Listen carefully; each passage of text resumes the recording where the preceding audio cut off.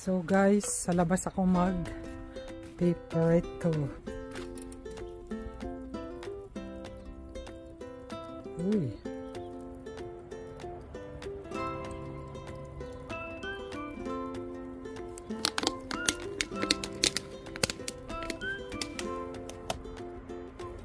Mag-isa lang ako guys. So ayan yung aking piprituhin. Tingnan ko lang kung hindi tayo magkasunog-sunogan ito.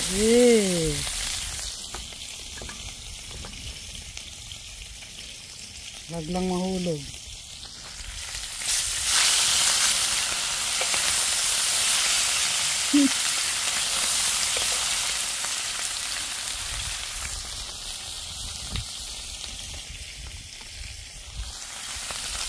Mahirap to guys. Sumiklab na guys, sumiklab.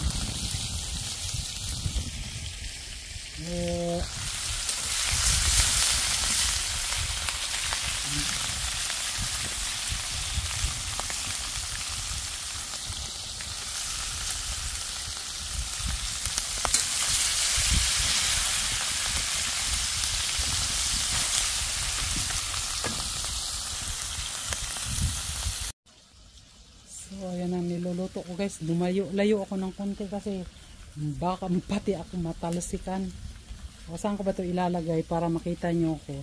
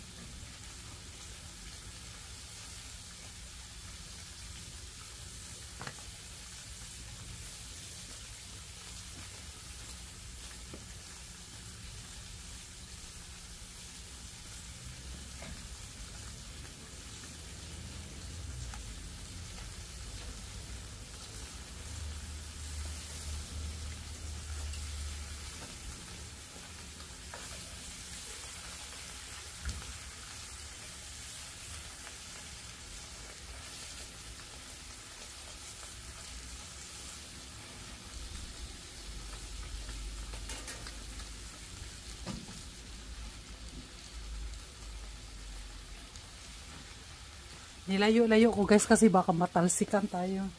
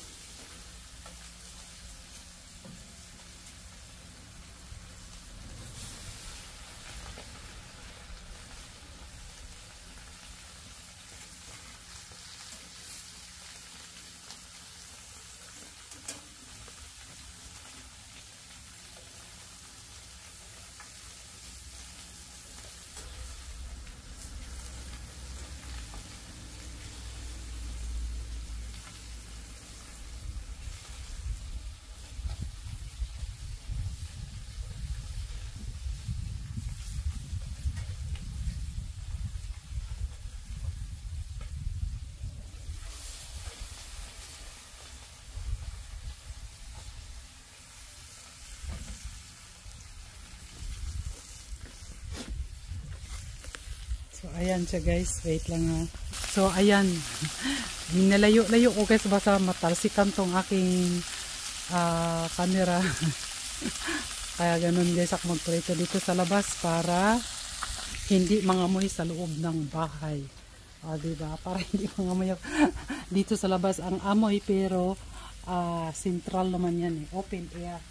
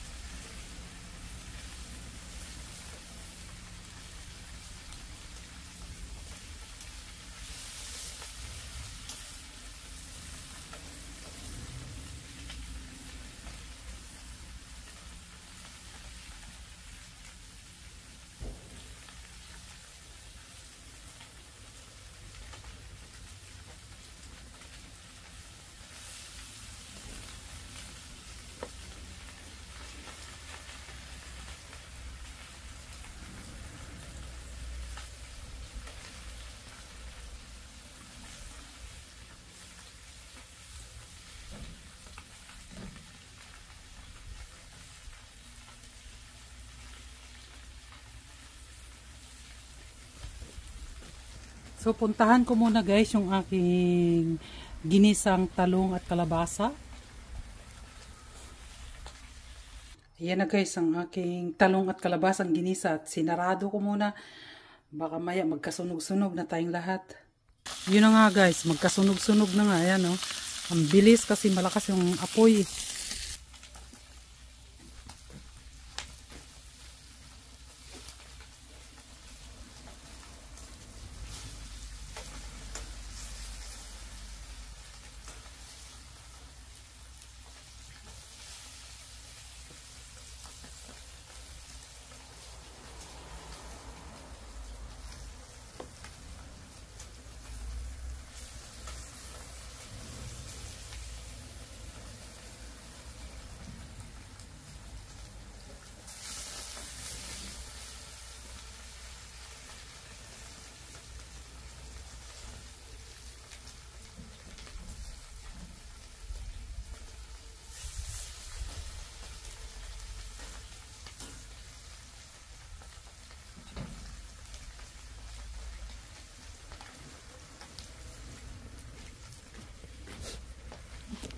So guys, may susunod pa akong iluluto dyan.